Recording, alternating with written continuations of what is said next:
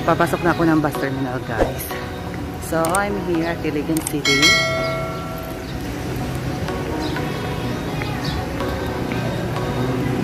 Sugod na ako sa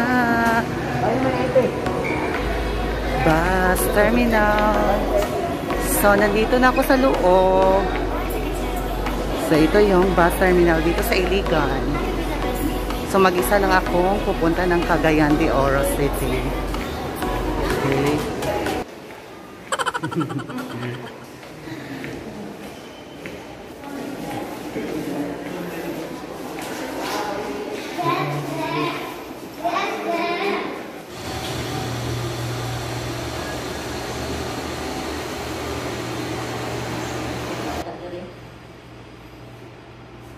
Napay na pa to.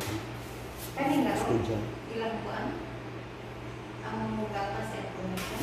Nadraan ka. Di ako pa ganila?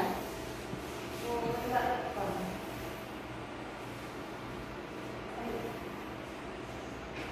Hi, welcome back sa aking YouTube channel. So, mahina lang yung boses ko dahil nandito po ako sa nuclear medicine. So, meron akong ininom na gamot for my thyroid dahil sa thyroid scan nila ako mamaya after 2 hours. So, nag-fasting na po ako. And then, ako na mag-isa dito. Bawal ako doon umupo sa labas kasama ng aking auntie dahil bawal. So, 1 meter apart lang po. So, nandito muna ako na parang isa siyang isolation na kung saan yung mga umiinom ng thyroid nuclear medicine dito pinapahintay or pinapa-wait nila for 2 hours. Tsaka, i-thyroid scan. So, mag-isa lang po ako dito, guys. Tingnan niyo. Dito lang. Ako lang mag-isa dito. Upo lang ako dito for 2 hours. So, ito lang ang baon ko. Tubig. At saka, may dala akong bag. Ang lamig-lamig talaga dito. Sobrang lamig. Bukas, babalik na naman ako. So, magdala na ako ng jacket, guys. Dahil ginaw-ginaw talaga dito. So, kayong mga may hyperthyroidism, punta na kayo dito sa Cagayan de Oro, sa Polymedic Hospital. So, dito na kayo magpapagamot. So, maraming pasyente sa labas.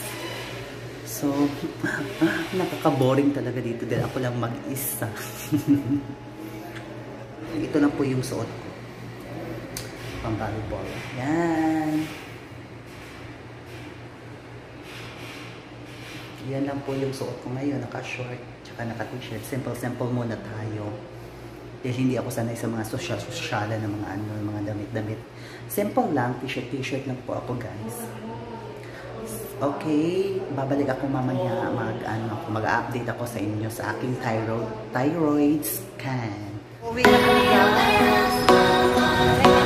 Pero kain muna kami sa junk. Malapit lang dito sa distance lang, guys. My auntie Lord. Hi guys, so namin diri sa bus terminal. So, muli na ko. Babalik ako bukas with my auntie. Bye! Bye!